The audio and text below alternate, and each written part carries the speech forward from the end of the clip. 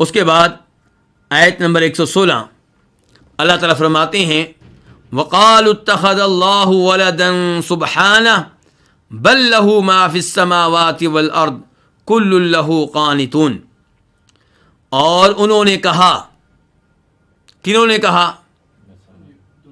یہود و نصارہ نے کہا، اور ان کے ساتھ دیگر لوگوں نے بھی کہا. کیا کہا؟ کہ اتخذ اللہ ولدا، اللہ نے اولاد پکڑی ہے، اللہ نے اولاد بنائی ہے، یعنی کہ اللہ کی اولاد ہے. سبحانہ، اللہ کی طرف سے جواب کیا آیا کہ وہ پاک ہے، وہ اس چیز سے پاک ہے. بل لہ ما فی السماوات والارض، بلکہ اسی کے لیے ہے جو کچھ بھی آسمان و زمین میں ہے، آسمان و زمین کی ہر چیز اس کی ملکیت ہے. کل لہ قانتون، سب کے سب اس کے فرما بردار ہیں، اس کی اطاعت کرنے والے ہیں. وقالو، انہوں نے کہا، جمع کا لفظ ہے، ماضی کا ہے. اتخذ اللہ، اتخذ بنائی، اللہ نے بنائی، اللہ نے پکڑی، اللہ نے اختیار کی، ولدن اولاد. ولد کہتے ہیں لڑکے کو بھی اور لڑکی کو بھی، دونوں کے اوپر ولد کا لفظ کا استعمال اور اطلاق ہوتا ہے. سبحانہ، وہ اس سے پاک ہے، یعنی کہ اللہ تعالیٰ ہر عیب سے پاک ہے، اور یہ بھی ایک عیب ہے جس سے اللہ پاک ہے. بلکہ میں نے کیا، بلکہ لہو اسی کا ہے، یہ خبر مقدم آئی ہے جس سے حصر کا معنی پیدا ہو گیا. اسی کا ہے کہ کسی اور کا نہیں ہے. جو آسمان و زمین میں ہے اسی کی ملکیت ہے، وہ تنہا ہر چیز کا مالک ہے، اس کے ساتھ اس ملکیت میں کوئی اور شریک نہیں ہے. یہ معنی ہمیں کیسے معلوم ہوا؟ خبر کے پہلے آنے سے، لہو کے پہلے آنے سے. کل لہو، سب کے سب اس کے کیا ہیں؟ قانتون. قانتون قانت کی جمع ہے، اس کی اطاعت کرنے والے، اس کے لیے خشوع و خضوع اختیار کرنے والے ہیں. وقالوا اتخذ اللہ ولدا، انہوں نے کہا کہ اللہ نے اولاد اختیار کی، اللہ نے اولاد پکڑی ہے. یہودی کہتے تھے کون اللہ کے بیٹے ہیں؟ عزیر علیہ السلام. اور عیسائی کہتے تھے عیسیٰ علیہ السلام کون ہیں؟ اللہ کے بیٹے ہیں. اہل مکہ کہتے تھے، مشرکین مکہ کہتے تھے فرشتے اللہ کی بیٹیاں ہیں. تو تینوں نے اللہ رب العزت کی طرف اس غلط چیز کو منسوب کیا. اللہ کے بارے میں دعویٰ کیا کہ اللہ والد ہے اور یہ اللہ کی اولاد ہیں. اللہ نے کہا میں اس عیب سے پاک ہوں. اولاد کمزوری ہے. آپ دیکھتے نہیں ہیں انسانوں کو، جس کے پاس اولاد نہیں ہوتی وہ کیسے دعائیں کر رہا ہوتا ہے، اور اگر اس کے پاس توحید کی نعمت نہ ہو تو اولاد لینے کے لیے شرک کا ارتکاب بھی کر رہا ہوتا ہے. کبھی اس قبر پہ، کبھی اس دربار پہ، کبھی یہاں سجدہ، کبھی وہاں سجدہ، کبھی یہاں پہ چادر چڑھا رہا ہے، کبھی ادھر چادر چڑھا رہا ہے، کبھی یہاں پہ بکرے کا نذرانہ دے رہا ہے، کبھی وہاں پہ بکرے کا نذرانہ دے رہا ہے، کبھی کسی قبر والے کی طرف پیدل جا رہا ہے، جوتا پہنے بغیر جا رہا ہے. یہ ساری حرکتیں کیوں؟ اولاد لینے کے لیے. کبھی اس ڈاکٹر کے پاس، کبھی اس ڈاکٹر کے پاس، کبھی اس ہاسپٹل میں، کبھی اس ہاسپٹل میں، کبھی اس حکیم کے پاس، کبھی اس حکیم کے پاس، کبھی اس سے دعا کروانا، کبھی اس سے دعا کروانا. اس سے آپ اندازہ لگا سکتے ہیں کہ اولاد کا انسان کس قدر محتاج ہے، اور اللہ تعالیٰ کسی کے محتاج نہیں ہے. اسی لیے حدیث قدسی ہے جس میں اللہ تعالیٰ ارشاد فرماتے ہیں کہ آدم کا بیٹا مجھے برا بلا کہتا ہے. وضاحت کیا ہوئی اس میں؟ آدم کے بیٹے کا اللہ کو برا بلا کہنا کیسے ہے؟ یہ کہنا کہ اللہ کی اولاد ہے.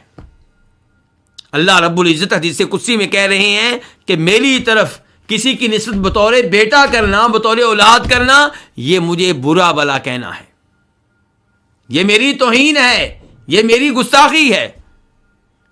انسان مکمل تب ہوتا ہے جب اس کی کیا ہو؟ اولاد ہو. جس کے پاس اولاد نہیں ہے وہ کسی مجلس میں بیٹھا ہو اور اس مجلس میں لوگ اپنے اپنے بچے کے ساتھ مصروف ہوں، اپنے اپنے بچے کے بارے میں باتیں کر رہے ہوں، اپنے اپنے بچے کی تصویریں دیکھ رہے ہوں، اپنے اپنے بچوں کے واقعات سنا رہے ہوں. جس کی اولاد نہیں ہوتی وہ سر جھکا کے شرمندہ ہو کے بیٹھا ہوتا ہے. لیکن اللہ رب العزت ان چیزوں سے پاک ہیں. اللہ کامل و مکمل ہیں. اللہ کسی چیز سے مکمل نہیں ہوتے. اللہ تو دوسروں کو کمال بخشنے والے ہیں. تو اللہ تعالیٰ اس عیب سے پاک ہیں, اس کمزوری سے پاک ہیں کہ اللہ تعالیٰ اولاد کے محتاج ہوں. اس لیے فرمایا سبحانہ, اللہ اس عیب سے کیا ہے, پاک ہے.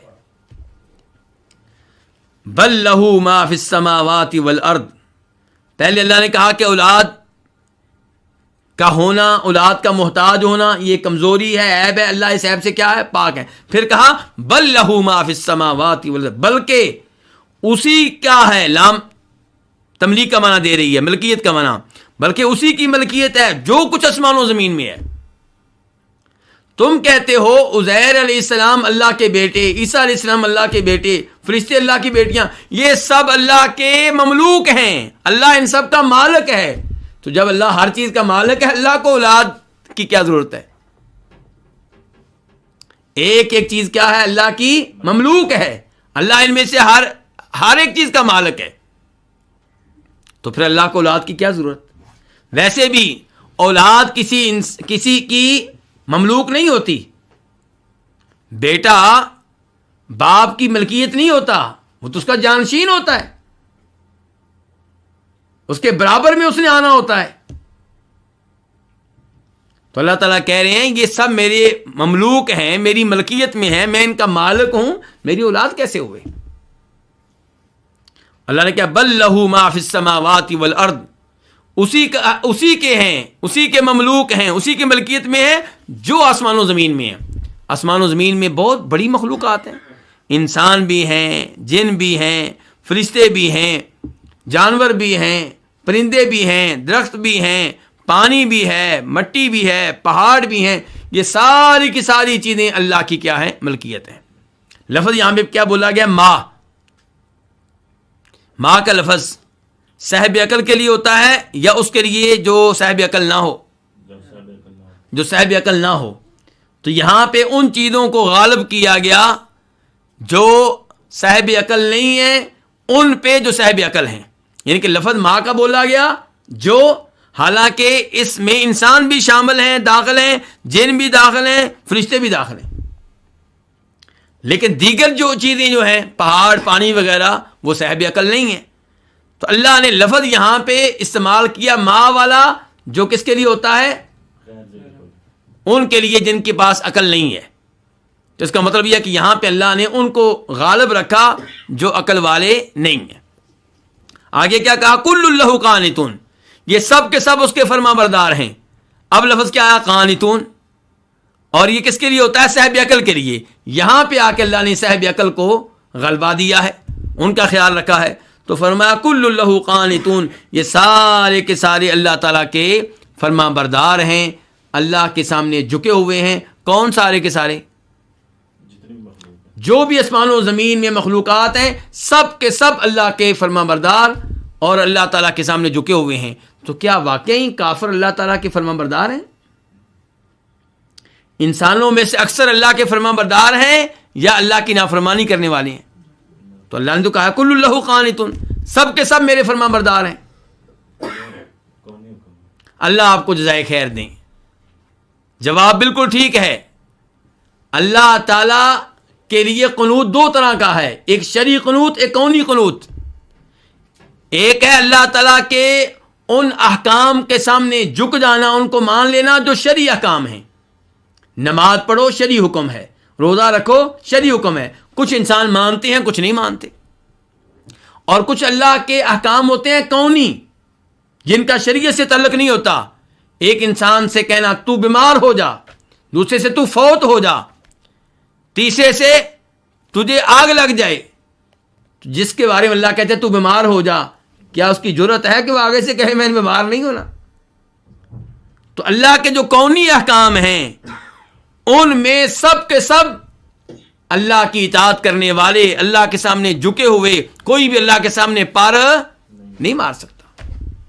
جس کے بارے میں اللہ نے کہا کہ فوت ہو جا, وہ اسی وقت فوت ہوتا ہے, اس کی جرت نہیں کہ ایک سیکنڈ یا ایک منٹ لیٹ ہو جائے. اور جس کے بارے میں اللہ نے لکھا ہے کہ اس ٹائم اس نے فلاں شہر میں پہنچنا ہے, وہ اسی ٹائم پہنچے گا, اس کی جرت نہیں کہ ایک سیکنڈ بھی لیٹ ہو. تو اللہ کے وہ آرڈرز, وہ احکام جو کونی ہیں, جن کا تعلق کائنات سے ہے, اس کے لحاظ سے سب کے سب اللہ کے تابع ہیں، اللہ کے سامنے جھکے ہوئے ہیں، لیکن جو اللہ کے شرعی احکام ہیں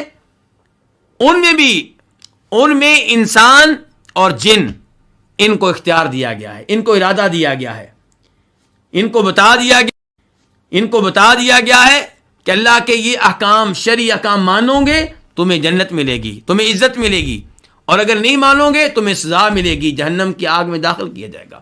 اور یہاں پہ انسان کو ارادہ دیا گیا اور کیا دیا گیا؟ اختیار دیا گیا۔